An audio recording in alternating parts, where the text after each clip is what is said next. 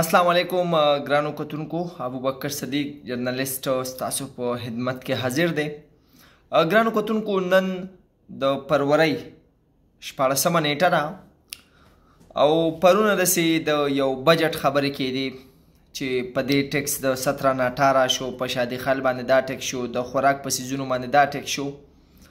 خو بله خبر دا ده چې د ټولو نه چې کوم د غریب د عوامو دپاره د خطرې او د عذاب خبره ده هغه چې پټرول 22 روپۍ بیا ګران شو.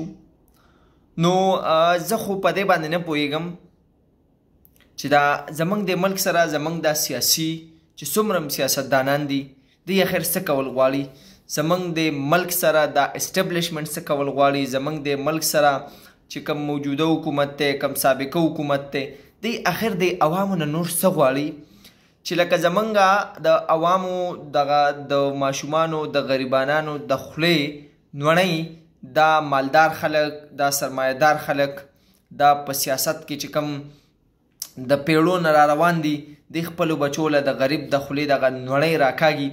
زما په خیال دا خو زیاتی دی. نو زه عوامو ته دا یو درخواست کوم، دا یو اپیل کوم چې نوره خبره د برداشت نه بهر شوې ده.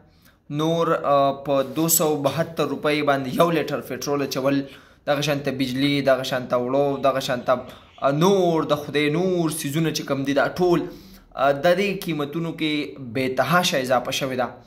زه عوامو ته دا یو درخواست کوم چې نور به د چا په تمم نه یو، نور به د چا په لبیک هم نه یو، نور به د چا په آواز سره آواز هم نه پورته کوو، نور به د چا زنده‌باد او مرده‌باد هم نه وایو. صرف هر سړی دی د خپلې پاټۍ د خپل مشر ګریوان راونیسي او دا د پوستې ته وکړي چې نن زموږ د ملک دا حال چا کو، زموږ دا ملک دې لیول ته چا راوستو، زموږ معاشیات ډالر په کومه مقابله کې دی، روپۍ څومره لاندې راله، دا چا وکړو، IMF سره ډیلینګ چا وکړو، دا ملک دا نظام چا برباد کو، د غریبو دا ژوند چا برباد کو.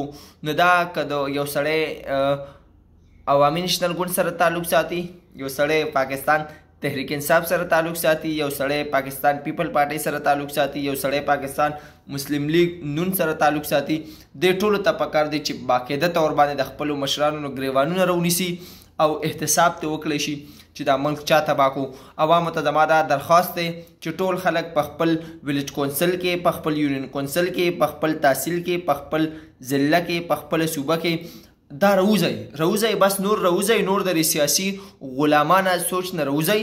هر یو سړی د خپل سیاسي مشر نه ګریوان ونیسي او د ملک د غریبو ژوند چا تباه کو، د دې لږ شانته تپوس پکار دی.